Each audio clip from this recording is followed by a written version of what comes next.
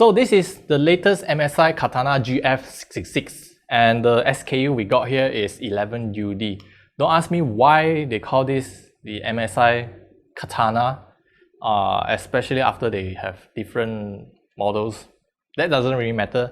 What we have here comes with Intel Core i7-11800H, RTX 3050 Ti, 1 stick of 8GB of DDR4 RAM and 512 gigs of NVMe SSD.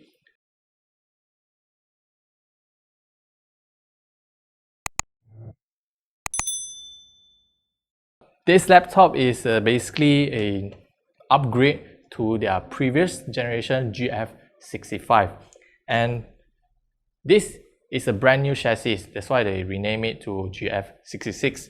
This time the chassis is still plastic, but I like how the finish is like fake leather. My colleague is telling me it's like fake leather finish.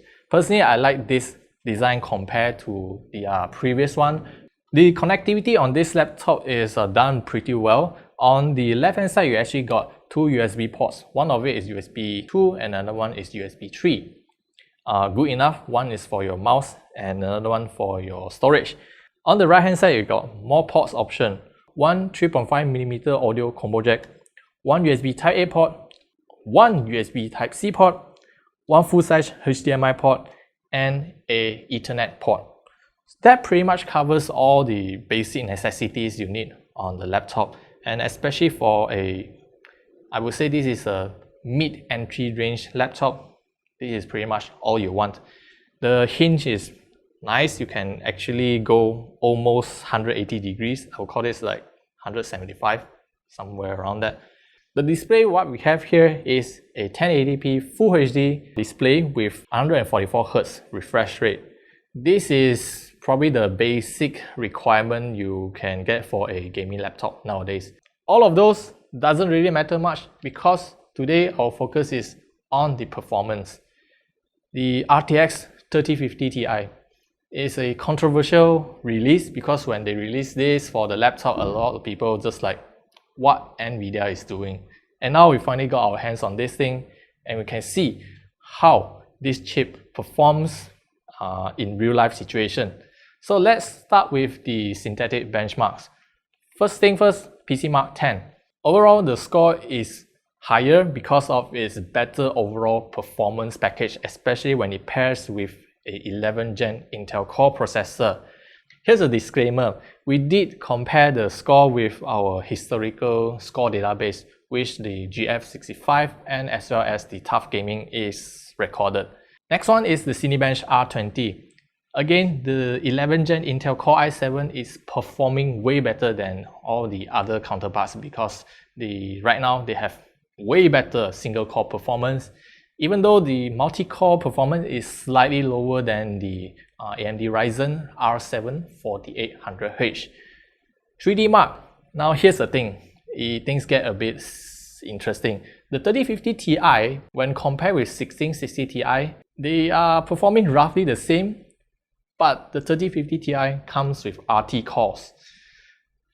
Yeah, so some people actually call the 3050 Ti being the 16 series card but with RT cores. Now let's just shift our focus to actual gaming and see how they perform. When we test on the games, we can see that the 3050 Ti can perform really well. Again, if you turn on ray tracing on some titles like the Control and Cyberpunk 2077, you will start getting frame drops and you start to question yourself, like why NVIDIA choose to call this a RTX 3050 Ti. Even though they add in RT cores, it feels like it is a complete waste of resources and time. Imagine if you trying to play a modern game and then you decide to turn on RT and turns out you found out you are getting worse frame rates. The thing doesn't end there. You see, 3050 usually has a lower bandwidth for their memory. So this one actually comes with 4 gigs of GDDR6 VRAM at 128-bit of the bandwidth. They only reserve the 192-bit of the memory bandwidth for at least the 3060 range and above. The same pattern applies to the 16 series card. You see the GTX 1650 is 128-bit. The GTX 1660 and the 1660 Ti is 192-bit. Now you can see the problem right now. 3050 Ti is performing worse than 1660 Ti in some games. You see, you can actually search for more of these actual gameplay side-by-side comparison on YouTube, and most of, actually 99% of those reviewers are saying same conclusion. The 3050 Ti is slow. So after all those rants and stuff, you might think that the MSI GF66 Katana is not a good choice. Personally, I don't think so. Here's the thing about what you can actually purchase in the market right now. Because of all the chip shortage and everything, the one you can actually purchase right now are mostly the new models that came out recently. And if you happen to miss it, then you just have to wait for the next batch. And even if you are insisting on purchasing a laptop with 1660 Ti, for example, at most the CPU that pairs with that GPU is probably 10 gen CPU for that. If you want 11 gen, what you can get is 30 series graphics card.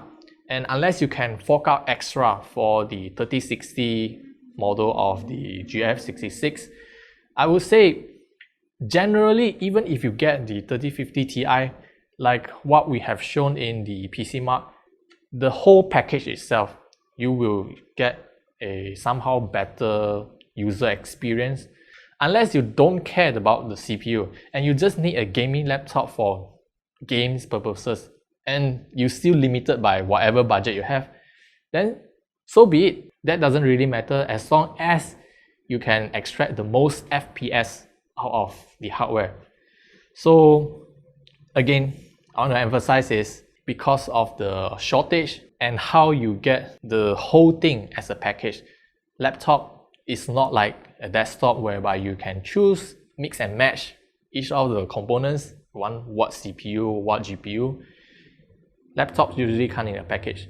So if you want a brand new package, this is what you can get. Otherwise, second-hand or older models is your choice. But judging from right now, shortage and everything, you might need to spend a lot of effort on that.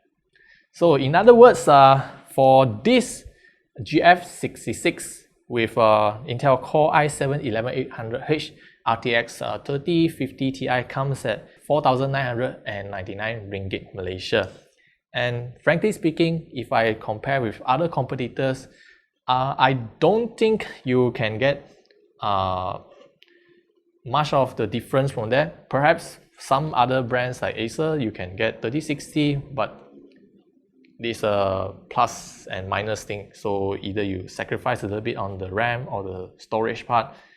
So it's up to you to choose from. So that's all I want to share with you.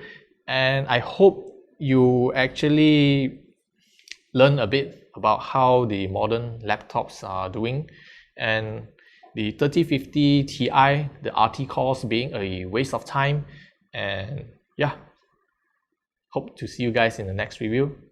And bye-bye.